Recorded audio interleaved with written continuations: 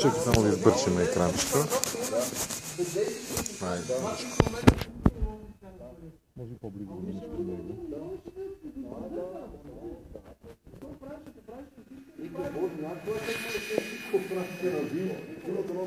Това се прави веднага, да пише, който иска да пари.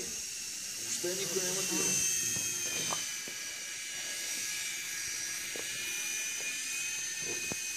Ако се века нещо ти взеха на мрънки там, аз помня от сега. Мрънката това? Не. Ама, мисля. Трябва, горки трябва, не знам си какво си. Да, такова, да се... Внимавайте. Следващия. Следващия. Аз се кажа, че дойде. Първата команда, май. Че аз го карам с ръдъра на левия стика, това 3 канала. Че караш вайпер, задължително да имаш и така инструмент за изпаряване в устата. Добре. Стига с отклонение. Това мисля, че няма проблем да пространство. Дам си ица. Това е допустимо.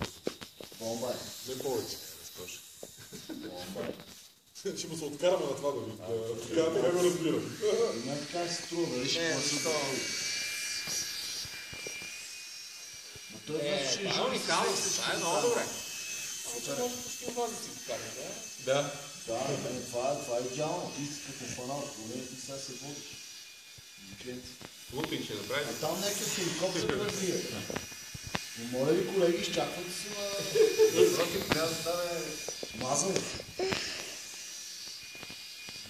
Китайски супермаркет. Марко от тараната, не знаеш. Това е наистина приятно за тази дата. Може да се релаксирам даже. Примам. Туркията наистина тази точно.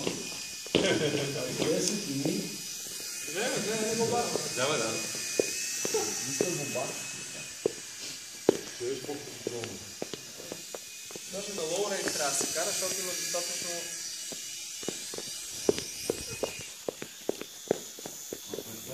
Между другото, много, защото сега като се замисля Весо как го висеше, мога да си тренираш и с това Хария, където е висене. Да свикнеш да караш това. Трябва да духа тогава. Нямаш всички това.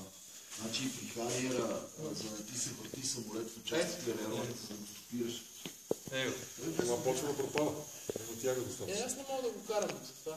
Но мисля, че доста по-бавно летя. Трябва да го засилиш.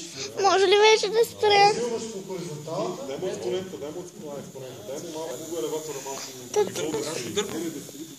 Ще го дефолт. Достатъчно